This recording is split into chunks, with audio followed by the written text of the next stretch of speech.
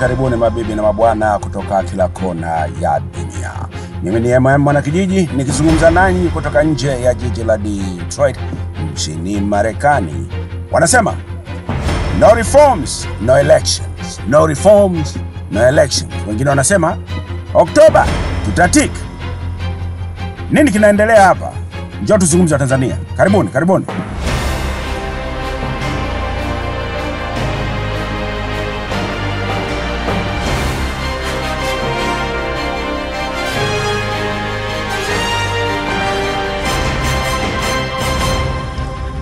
Swali kubwa ambalo linaenda kuulizwa na tutajaribu kulijibu hapa ni je, kweli Chadema wanavyosema kwamba no reforms no elections wanaweza kweli kuzuia uchaguzi mkuu wa Tanzania usifanyike?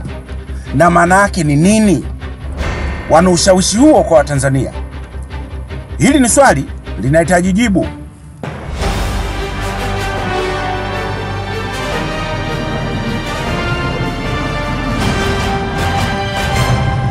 Lakini pia upande mwingine swali linaloulizwa ni hivi: CCM inawahitaji wapinzani, CCM ina hofu yoyote na Chadema? Je, Watanzania wako tayari kuunga mkono mwitikio? Tunaona kwenye mitandao kila kinachosema ni no reform no election. Je, ni kweli kuna ushawishi huo? Uchaguzi utafanyika au ufanyike? Ndugu zangu, nasema karibuni sana kutoka pande zote za dunia. Kama nilivyosema, mimi ni Mwanakijiji. Tumezungumza wiki iliyopita kidogo kuhusu masuala haya ya Gwajima na tukaonesha ni kwa nini swala hili lilikuwa limekuzwa, na unaweza kuona limeshatoweka. Japo kuna hoja kubwa sana iliibuliwa wakati ule, labda na yeye tutakuja kuiangalia ndani ya hii siku chache. Kwa kifupi kabisa ni kwamba tumesikia hii hoja ya no reforms no election. Ndio sauti inayosikika, ndio kauli inayosikika, ndio maneno yanayorudiwa mara kwa mara kwenye mitandao. Lengo kubwa ni kuishinikiza serikali ilete mabadiliko fulani kwenye mfumo wa uchaguzi au kisheria, kikatiba, ili kuruhusu uchaguzi huru na wa haki. Ndugu zangu, hii ni hoja kubwa sana. Swali kubwa ambalo wengi tunahitaji kulijibu sasa hivi: hawa wa Tanzania, hawa wanaosema no reforms no election, wana ushawishi mkubwa wa kuweza kuzuia uchaguzi mkuu Tanzania usifanyike? Hili ni swali. Ukiangalia unaweza kaona ya kwamba, na naomba kupendekeza kwenu kwamba kwa wakati huu Chadema kama chama kikubwa cha upinzani nchini kiko katika wakati wa udhaifu mkubwa zaidi katika historia yake kuliko wakati mwingine wowote. Naomba kupendekeza kwamba sioni namna yoyote ile ambayo Chadema jinsi walivyo sasa wanaweza kweli kuzuia uchaguzi mkuu usifanyike. Sioni namna jinsi gani wataweza kufanya, especially kama wanachotegemea ni ushawishi tu. Lakini swali ni hivi: je, wanaweza kuzuia watu wasiende kupiga kura? Wanaweza kusema jamani, Oktoba hiyo msijitokeze kupiga kura, waacheni ma CCM waende wakapiga kura. Wale watakaoamua kukaa nyumbani kususia uchaguzi wataleta athari yoyote kwenye uchaguzi? Hili ni swala la msingi, hasa kwa sababu vyama vingine vya upinzani vimesema vinaenda kushiriki uchaguzi. Je, athari ya Chadema ilivyo sasa inaweza kuwa kubwa kiasi hicho? Je, kweli Chadema na nguvu yote walionayo, people's power, wanaweza kufanya uchaguzi usifanyike?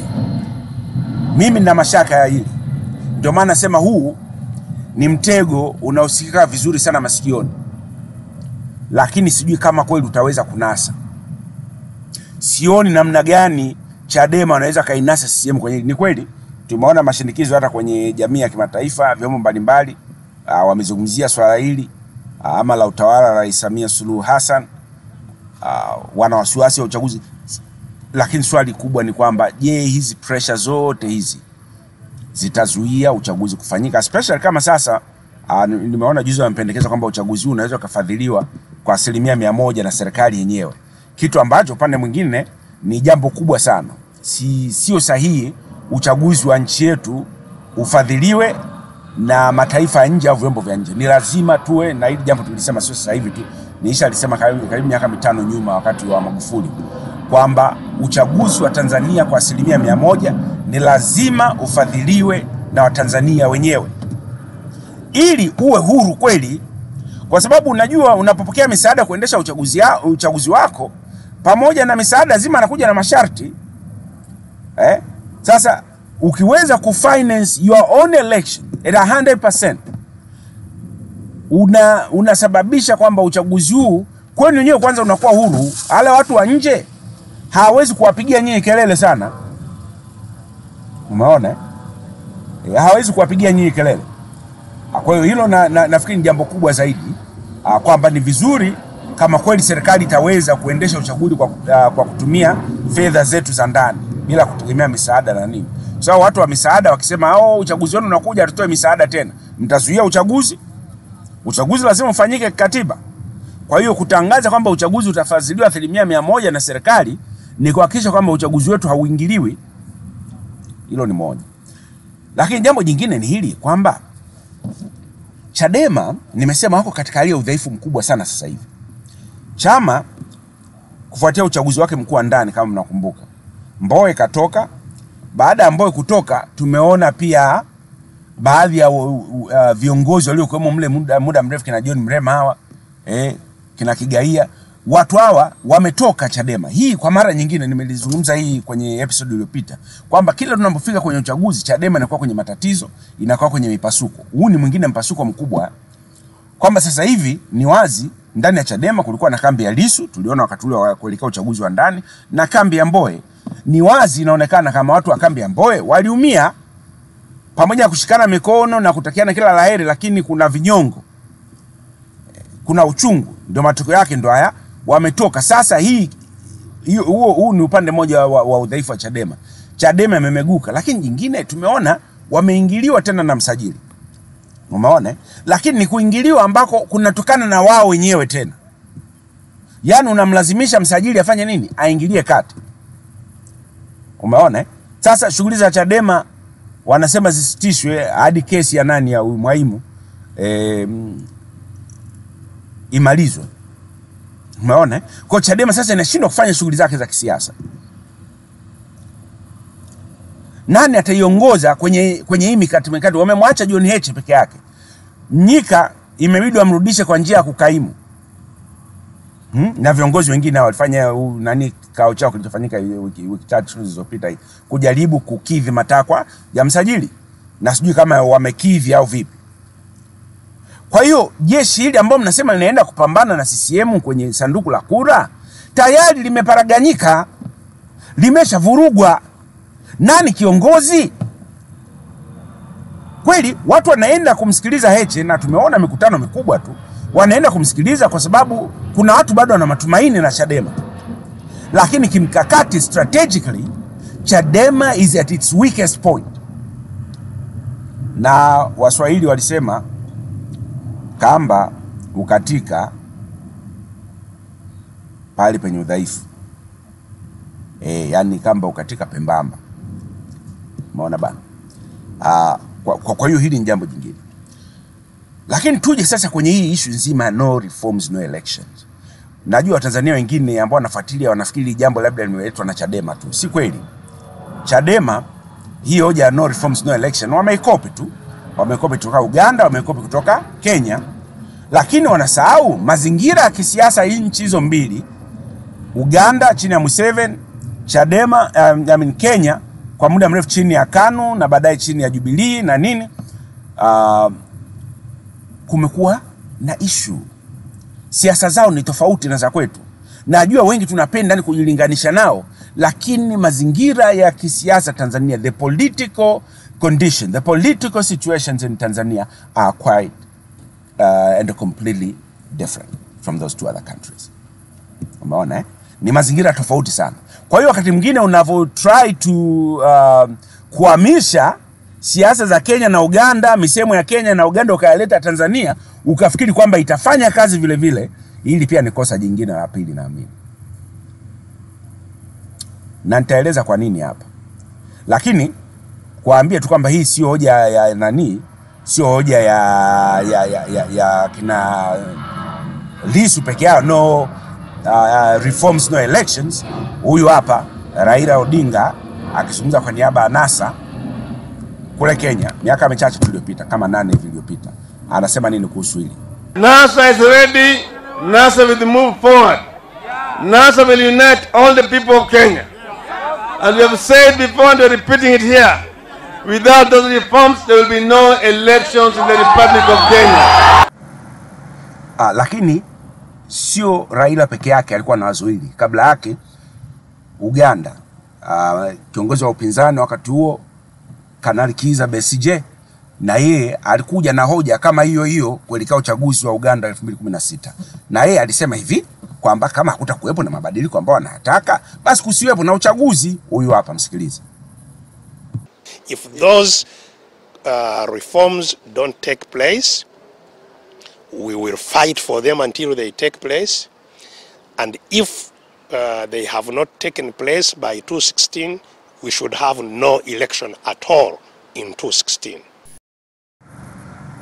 Sasa swala la no reforms no election ni wazi kwamba sio jipya, sio la kipekee kwa Tanzania. Ni swala ambalo limezungumzwa sio hapa tu, hata labda nchi nyingine ukiondoa Kenya na Uganda. Kwa Tanzania hata hivyo swala hili ni mtego.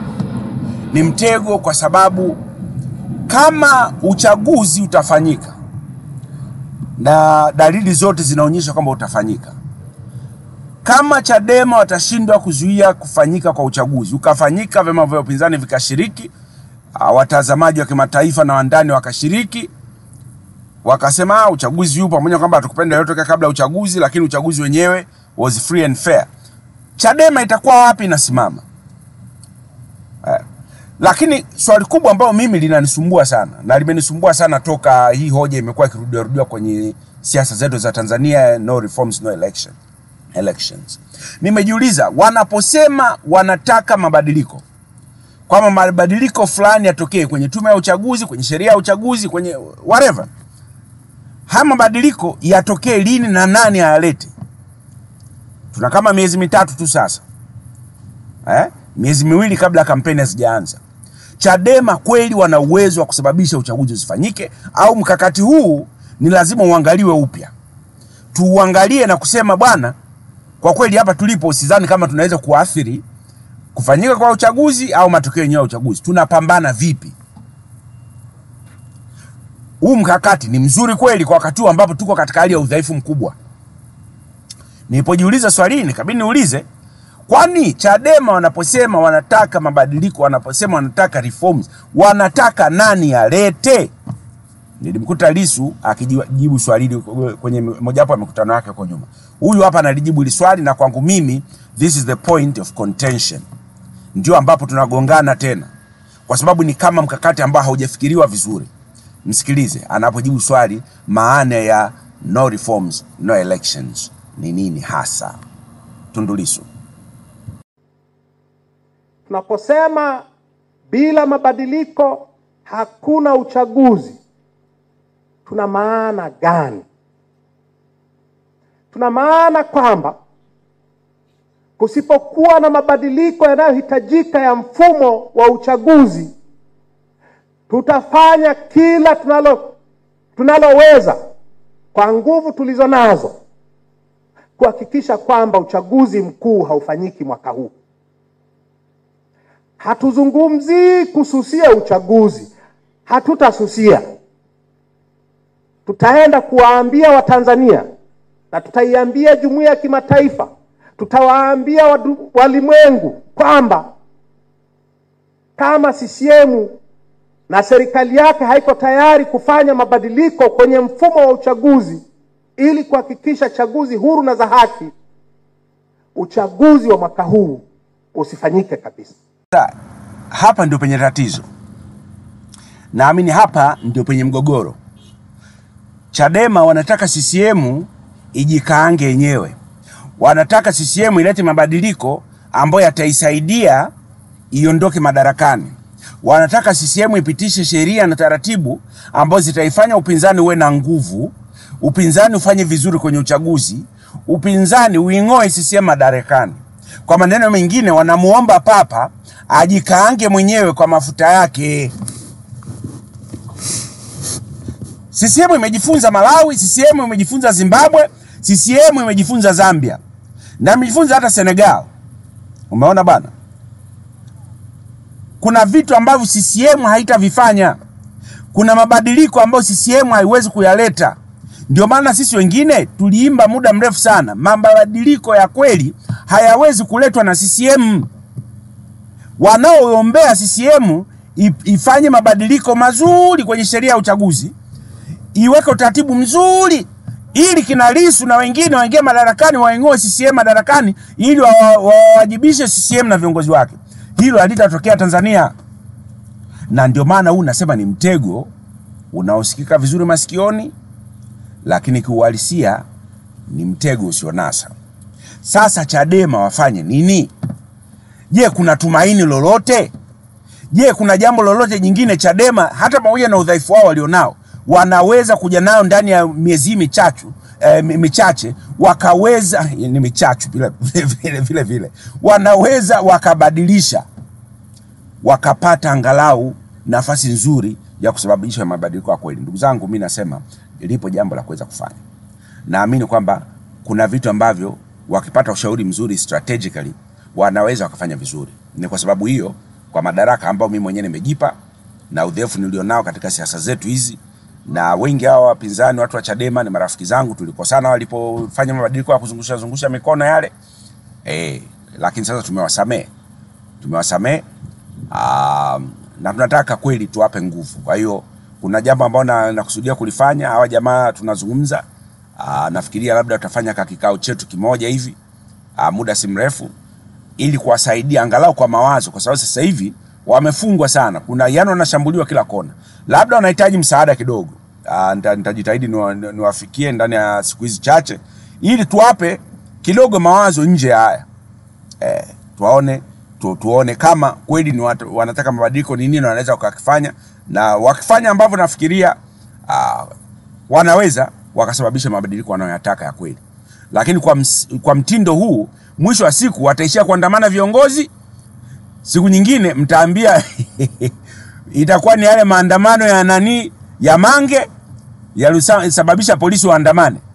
Nakumbuka wakati ule watu walikuwa wamesema tunaandamana. Nakumbuka walikuwa watu hospitali ya Meta pale Mbeya. Mtu kafika geti anasema mimi nimeshafika, anasema na mimi nimefika. Nyosha mkono, anza wewe. Watanzania hawako huko. Wanaofikiria kwamba Watanzania watafanya siasa za Kenya bado labda kizazi kimoja mbele. Lakini hawa sasa hivi ambao wanataka kwenda kula nyama choma baadaye, wanataka rudi kwenye kazi zao baadaye, wanataka wawe katika hali ya utulivu na amani kwenye maduka yao, wanataka kuwa na amani katika kazi zao na familia zao, watoto waende shule, hawa hawatafanya hawa ambao mnafikiria. Haitatokea sasa hivi. Lakini naamini ipo njia na tutaona jinsi gani tunaweza kuwasaidia Chadema. Lakini kwa sasa hivi hili swali la no reforms no elections linasikika vizuri kweli masikioni mwa watu, lakini ni mtego naamini usioweza kunasa. Mimi ni MM Mwanakijiji, tukutane tena inshallah. Weekend njema.